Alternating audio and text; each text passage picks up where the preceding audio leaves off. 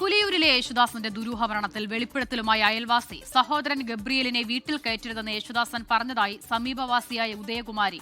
സ്വത്തെല്ലാം കൊച്ചുമക്കൾക്കുള്ളതാണെന്നും യേശുദാസൻ പറഞ്ഞിരുന്നു. മരിക്കുന്നതിന് 3 മാസം മുൻപാണ് സ്വത്തുക്കൾ സഹോദരൻ ഗബ്രിയേലിന്റെ പേരിലാക്കിയത്. രാവിലെ പറയുന്നു മരിച്ചു കിടക്കുന്നെന്ന് പറയുന്നു.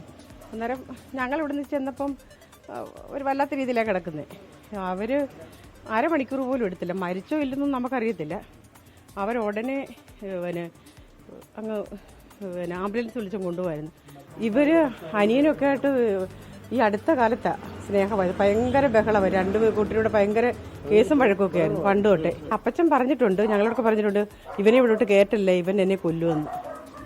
പക്ഷേ ഇവനെ എല്ലാവരെയും അകറ്റിയിട്ട് ഈ ഗബ്രിയേൽ കയറിയതാണ്. കൊണ്ടുപോകാൻ വേറെ ആരെയും വിളിച്ചില്ല. അവർ തന്നെ പെട്ടെന്ന് കൊണ്ടുപോകായിരുന്നു. അയൽ വീട്ടിലെ കാര്യങ്ങളിൽ ഇടപെടരുതെന്ന ഗബ്രിയേൽ അയൽക്കാരെ ഭീഷണിപ്പെടുത്തിയതായും ഇവർ പറയുന്നു. യേശുദാസിന്റെ മൃതദേഹം കല്ലറയിൽ നിന്ന് പുറത്തെടുത്ത് പോസ്റ്റ്മോർട്ടം നടത്തുകയാണ്. അശ്വിൻ പാലാഴി വിവരങ്ങൾ നൽകാനായുണ്ട്. അശ്വിൻ, കുടുംബത്തിന്റെ പരാതി ഉയരുകയും പോസ്റ്റ്മോർട്ടം കല്ലറയിൽ നിന്നും മൃതദേഹം എടുത്ത് നടത്തുകയും ചെയ്യുന്ന പശ്ചാത്തലത്തിൽ കൂടിയാണല്ലോ ഈ അയൽവാസികളുടെയും വെളിപ്പെടുത്തൽ വരുന്നത്. പരാതി നൽകിയിരിക്കുന്നത് യേശുദാസിന്റെ മരുമകളാണ്. ആ പരാതിയിൽ പറഞ്ഞിരിക്കുന്ന കാര്യങ്ങൾ ശരിവെക്കുന്ന രീതിയിൽ തന്നെയാണ് അയൽവാസിയുടെ പ്രതികരണവും എത്തിയിരിക്കുന്നത്.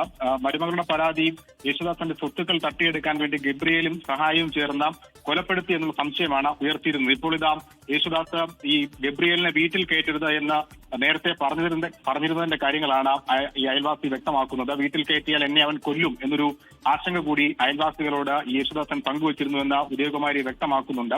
ഒപ്പം തന്റെ സ്വത്തുക്കളെല്ലാം കൊച്ചുമക്കൾക്കുള്ളതാണ് എന്ന് യേശുദാസൻ നേരത്തെ പറഞ്ഞിരുന്നുവെന്നും അയൽവാസികൾ ഓർക്കുന്നുണ്ട്. ഇക്കാര്യങ്ങളൊക്കെ നിലനിൽക്കെയാണ് അന്ന് മരിച്ച ദിവസം, അതായത് യേശുദാസൻ മരിച്ച ദിവസത്തെ കാര്യങ്ങൾ കൂടി അയൽവാസികൾ വ്യക്തമാക്കുന്നത്. മരിച്ച ദിവസം അപ്പോൾ തന്നെ എത്രയും വേഗം തന്നെ അവിടെ നിന്ന് ബോഡി ആശുപത്രിയിലേക്ക് മാറ്റാൻ ഗബ്രിയേൽ അടക്കമുള്ള ശ്രമിച്ചു എന്നുള്ളതാണ് പറയുന്നത്. ഒപ്പം ഈ വീട്ടിൽ നടക്കുന്ന സംഭവങ്ങൾ എന്താണ് എന്ന് അറിയാൻ കഴിയാത്ത വിധം ഉയരത്തിൽ മതിൽ നിർമ്മിച്ച് അയൽ വീടുകളുമായുള്ള ബന്ധം പൂർണ്ണമായി വിച്ഛേദിക്കാനുള്ള ശ്രമം ഗബ്രിയേലിന്റെ ഭാഗത്തുനിന്നുണ്ടായി എന്നുള്ള ഗുരുതര ആരോപണം കൂടി ഈ ഗബ്രിയേലിനെതിരെ അയൽവാസികൾ കൂടി പങ്കുവെക്കുകയാണ്. എന്തായാലും യേശുദാസിന്റെ മൃതദേഹം അല്പസമയം പുറത്തെടുത്തിരുന്നു. അതിന്റെ പോസ്റ്റ്മോർട്ടം നടപടികൾ പുരോഗമിക്കുകയാണ്. ശരി, ഗുരുതര വെളിപ്പെടുത്തലാണ് അയൽവാസികളിൽ നിന്നും ഉണ്ടാകുന്നത്. പോസ്റ്റ്മോർട്ടം പൂർത്തിയാകുന്ന മുറയ്ക്ക് കൂടുതൽ വിവരങ്ങൾ മനസ്സിലാകുമെന്നുള്ളതാണ് പ്രതീക്ഷ. അശ്വിൻ പാലാടിയാണ് വിവരങ്ങൾ നൽകിയത്.